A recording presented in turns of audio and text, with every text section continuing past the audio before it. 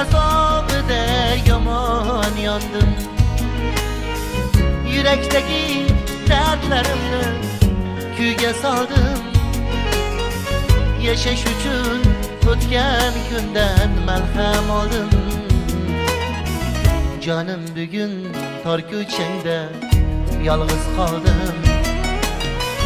Tor ko'changda dardim tinglar Majnun toling.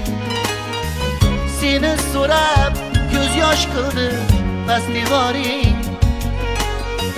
Ko'z yoshimga to'lib oqdi-ku anhoring. Canım bugün tor ko'changda yolg'iz qoldim.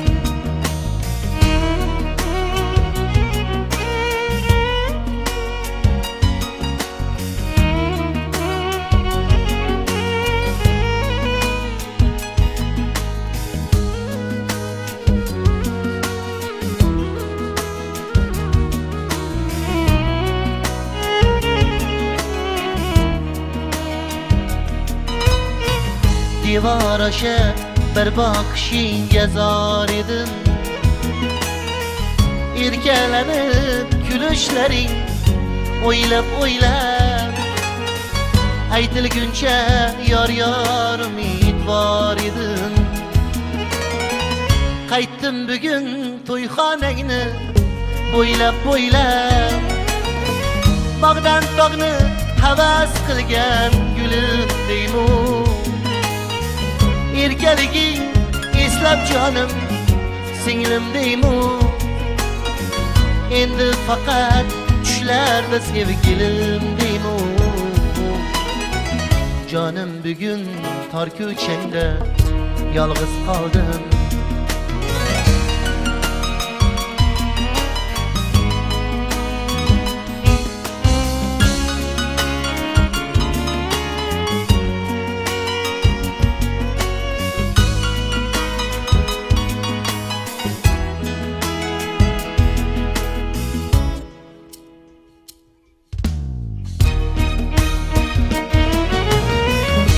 Ko'changda sevgim sensan, ko'zim giryon. Qoldim yorim quchib seni suratingni. Yashayman u sog'inarman seni yomon. Kuylarga solib ketding shuhratingni. Bu savdoni ko'rib kulib oy ham botar. Yuragimni tilib tong ham otar.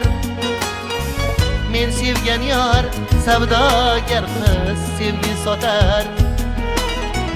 Jonim bugun tor ko'changda yolg'iz qoldim.